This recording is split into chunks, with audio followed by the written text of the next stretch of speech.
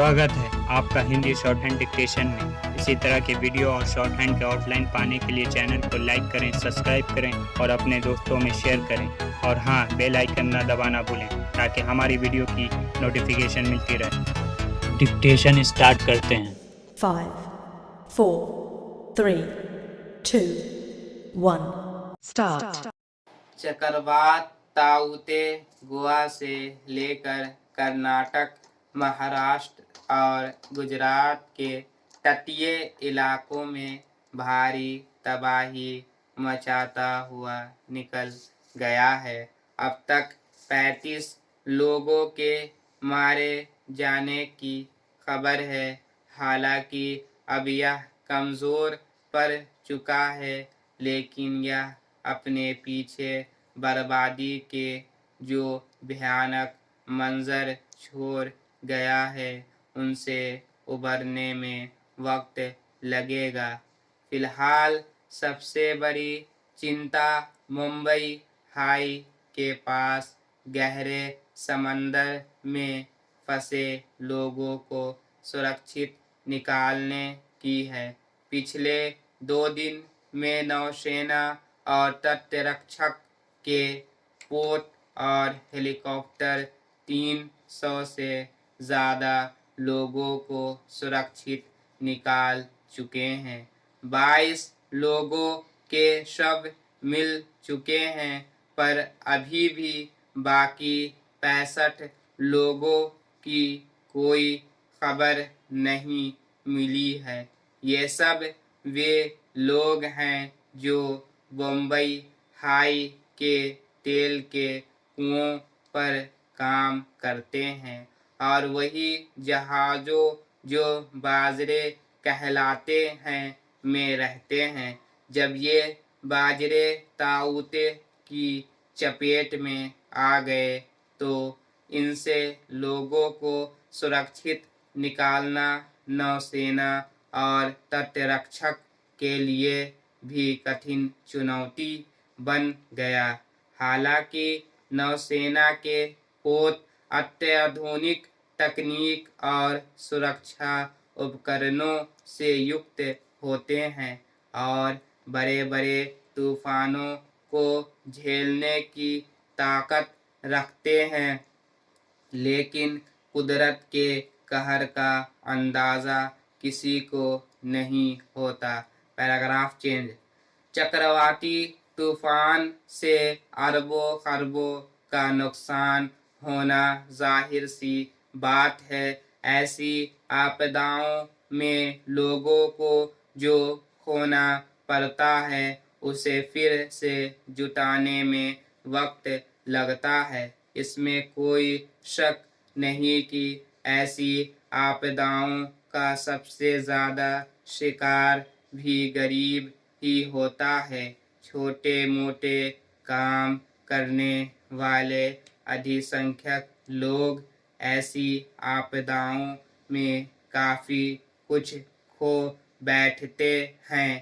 तटीय इलाकों में रहने वालों की आजीविका मछली पालन, नारियल की खेती और पर्यटन आदि पर ही निर्भर होती है। आसपास के ज़्यादातर घर भी कच्चे ही होते हैं।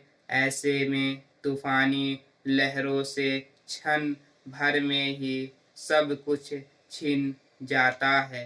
तूफ़ानी हवा से हजारों पेड़ और बिजली के खंभे धराशायी हो जाते हैं।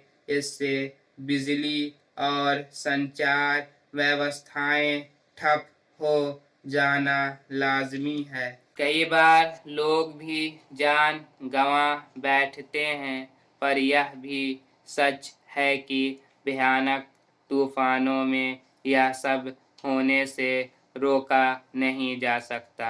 इसलिए अब वक्त संकट से निकलने का है और सरकारों व प्रशासन को राहत के काम तेजी से करने होंगे। तूफान का सबसे ज़्यादा कहर महाराष्ट्र और गुजरात पर ही बरपा है। गुजरात के अमरेली, गिर सोमनाथ, पोरबंदर, राजकोट, भावनगर जैसे तटीय जिलों में हुई तबाही ताऊतों की ताकत को बताने के लिए काफ़ी है। मुंबई भी तूफानी लहरों और हवाओं से हिल गया। हालांकि तूफान का असर व्यापक रूप से उत्तर भारत के कई हिस्सों में पड़ा है और अचानक बना बारिश का मौसम इसी का परिणाम है। Paragraph change. भारत के 3 तरफ महासागर हैं, पश्चिम बंगाल से लेकर उड़ीसा, तमिलनाडु, केरल, कर्नाटक, महाराष्ट्र और गुजरात का बड़ा हिस्सा समुद्री तटों वाला है। ऐसे में हर साल किसी न किसी बड़े तूफान की मार झेलनी पड़ जाती है।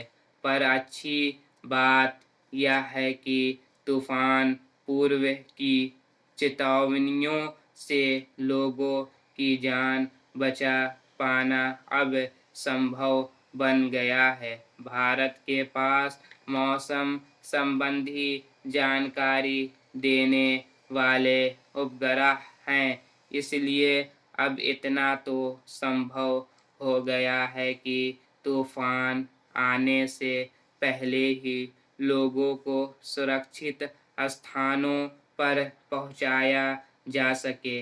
तूफानों में फंसे लोगों को निकालने में हमारी नौसेना और तटरक्षक सक्षम हैं।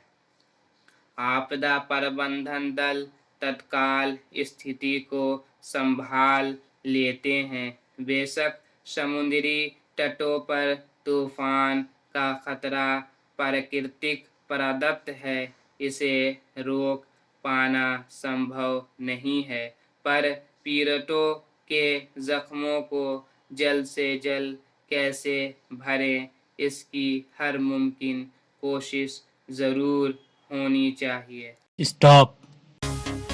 Thanks for watching. Please like, share or subscribe.